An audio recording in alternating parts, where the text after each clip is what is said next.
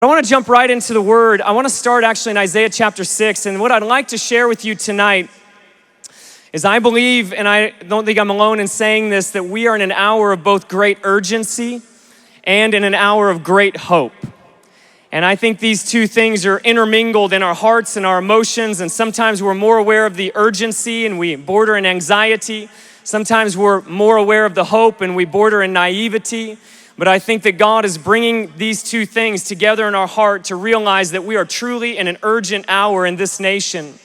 But in the midst of that urgency, there is also great hope in Jesus. And part of what I believe God's doing is we've often said Jesus is our only hope, as if that's a statement of desperation, like our last straw. And I just want to say Jesus is our only hope was always the first straw. That's not a statement of desperation, that's a statement of fact. And that's not like, that's really good hope. That's not last straw hope. So because of that, not only are we in urgency, but we're in hope. And over these last year and a half and the insanity of what we have seen go on in our own nation with the chaos and the difficulty in our government and the political world, we felt the pain of some of the racial issues in our nation. We have experienced the pains and the difficulties of the pandemic. We've experienced in America in the last year and a half probably the normal amount of chaos and trauma that we might have had one of every 10 years in the last number of decades. And these three things combine to shake our nation in a pretty remarkable way. We are living in a massive onslaught of secular humanism. This next generation, this hero generation, give me a shout out if you are 24 or under in here tonight. Where are you if you're 24 and under? Gen Z, I believe Generation Zeal, a hero generation that God is raising up in this hour, has probably faced the greatest onslaught of secular humanism of any generation in history. We see this around us, and as I looked at all that was going on, I felt the Lord led me to Isaiah chapter 6 throughout this year, which says, in the year King Uzziah died, I saw the Lord high and exalted, seated on a throne. The train of his robe filled the temple. And above him were seraphim, each with 6 wings. 2 wings they covered their faces, 2 they covered their feet. With 2 they were flying, and they were calling to one another, holy, holy, holy is the Lord Almighty. The whole earth is full of his glory.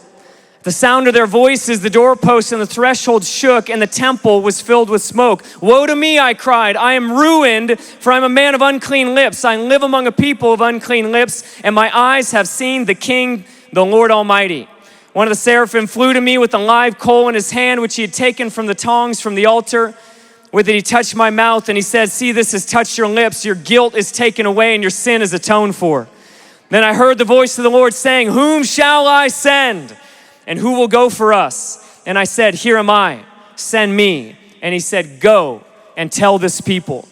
We have experienced great shaking in this last year, and we often quote this passage, and we love the glory of it. We quote the passage, here am I, send me. I'm a missionary and work in a missions organization. It's our favorite verse in the whole Bible. But often we forget that this incredible moment happened in the context of great shaking, because the year King Uzziah died was a year of shaking for Israel. This was the changing of political powers. This was the fear and uncertainty of the future. This is the shifting of governmental alliances, and this is the shaking of economies. This is all that goes on when you're part of a kingdom and a king dies and there's the transfer of power. How will his son rule? And as that story plays out, there is some serious difficulty in Israel's history. When Uzziah dies, the headlines of Israel that day are not, it's amazing and rosy in Israel today. When you read the headlines of this moment in Israel's history, it was shaking to its core. And I would imagine people were filled with fear, anxiety, uncertainty, some paralyzed by that fear. But in the midst of it, there is one man, Isaiah, who says that in the year King Uzziah died, in the year Israel was shaking, I saw the Lord high and exalted.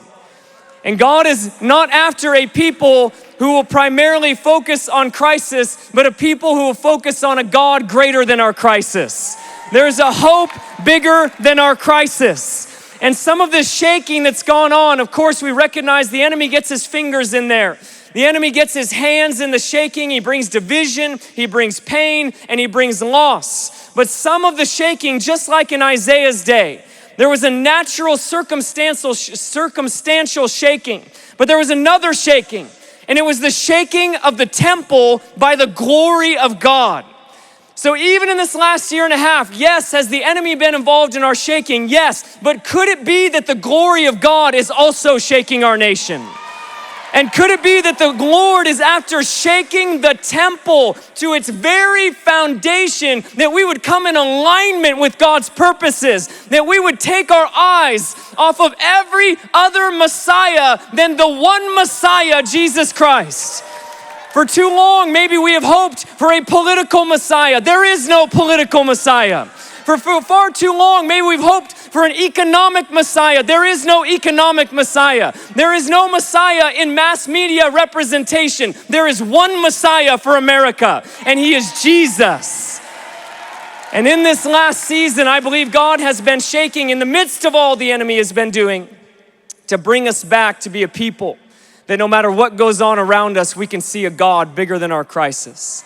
And in the midst of that we would come to the Lord in repentance, crying out that he would cleanse our hearts, that he would save our souls, that he would move in our families, that he would restore our marriages, that he would break our addictions, that he would cleanse our lips, and that we would have a holiness movement in the church as a response to the shaking of our hour. And the church that is embraced and loved and fallen in love with purity and holiness, that sees the Lord bigger than the crisis, is the church that is on the verge of the greatest sending movement in all of human history. And I feel like, friends, it's upon us.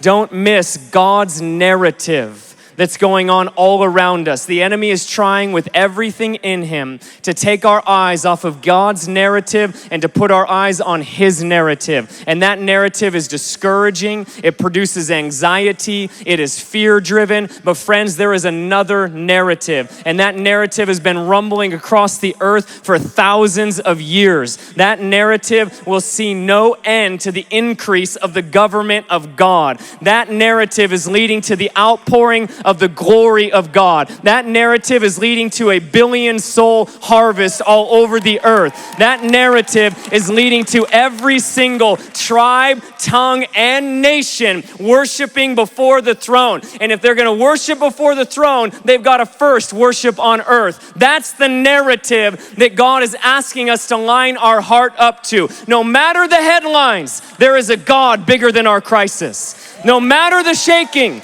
no matter the persecution, no matter what may come, there is a king high and exalted, unintimidated, not insecure, and he hasn't fallen off his throne. He's just looking for a people that will see him as bigger than the crisis.